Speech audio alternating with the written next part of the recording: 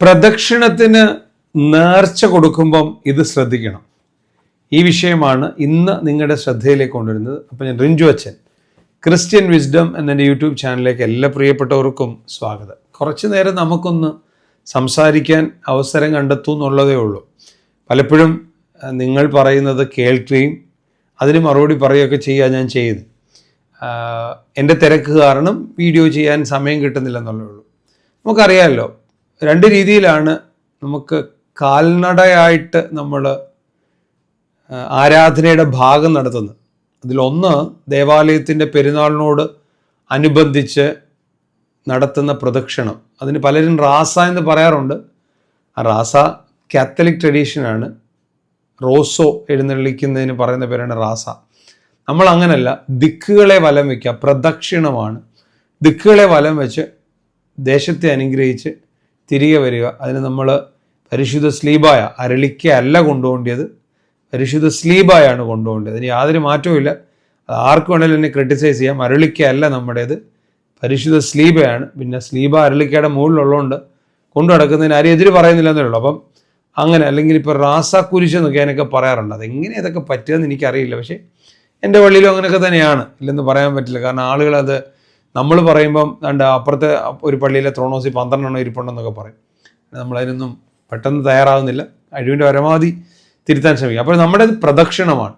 പ്രദക്ഷിണം നടത്തുന്ന സമയത്ത് ആളുകൾ നമ്മളെ സ്വീകരിക്കും, വളരെ കൃത്യമായി സ്വീകരിക്കും.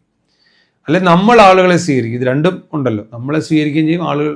അതുപോലെ നമ്മളും പല പ്രദക്ഷിണങ്ങൾക്കും ആളുകളെ സ്വീകരിക്കും. രണ്ടാമത്തേത് പരുമലയിലേക്ക് പോകുന്ന പദയാത്രയാണ്. ഇത് രണ്ടും ചെയ്യുന്ന സമയത്ത് വിശ്വാസികൾ നേർച്ച കൊടുക്കാറുണ്ട്.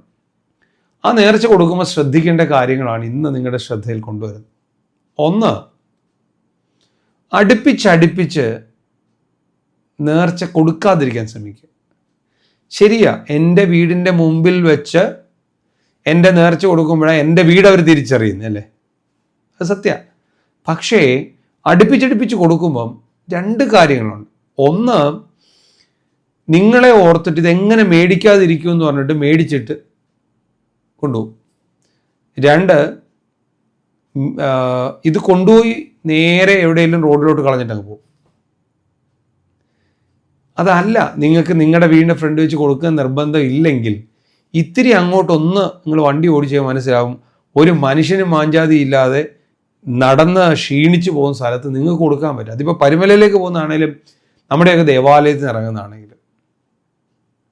ഇനി തൊട്ടടുത്തൊരാൾ കൊടുക്കുന്നുണ്ടെങ്കിൽ അവരോട് ചേർന്ന് നിന്നിട്ട് ഇത്തിരൂടെ നല്ല എന്തെങ്കിലും സാധനം കൊടുക്കാൻ കഴിയുമെങ്കിൽ അത് തന്നെ നല്ലതല്ലേ? എന്തിനീ ഒരേ സാധനം? ഞാൻ പലയിടത്തും പോകുമ്പോൾ ഇപ്പുറത്തെ വീട്ടിൽ ഉണ്ണിയപ്പോൾ, അപ്പുറത്തെ വീട്ടിൽ ഉണ്ണിയപ്പോൾ, അതിനപ്പുറത്തെ വീട്ടിൽ ഉണ്ണിയപ്പോൾ, ഇതെങ്ങനെ കഴിക്കാൻ പറ്റുക? അവസാനം നിങ്ങൾ ഉണ്ടാക്കി വെച്ചതെല്ലാം വെറുതെ ആയിപ്പോയെന്ന് പറഞ്ഞ് അടുത്ത വർഷം പോലെ ഞങ്ങളിതൊന്നും ചെയ്യത്തില്ലെന്ന് പറയാമെന്നുള്ള, അല്ലാതെ വേറെ കാര്യമൊന്നുമില്ല. അതുകൊണ്ട് ഒന്നാമത് അതൊന്ന് ഓർപ്പിക്കുക. രണ്ടാമത്, ഓപ്പൺഡ് ഫുഡാണെങ്കിൽ, അതായത് ഈ നെയ്യപ്പവും ഉണ്ണിയപ്പവും ബിസ്ക്കറ്റ് അങ്ങനെയുള്ളതൊക്കെ ആണെങ്കിൽ കഴിവതും കയ്യിൽ ഗ്ലൗസ് ഇടണം. വളരെ ഹൈജീനിറ്റി ശ്രദ്ധിക്കാതെ നമ്മൾ കൊടുക്കുന്നത്. ഒരു ഗ്ലൗസിന് വലിയ വിലയൊന്നുമില്ല, പ്ലാസ്റ്റിക് ഗ്ലൗസ് ഇട്ടാൽ ഒരു പ്രാവശ്യം കിട്ടാൽ മതി.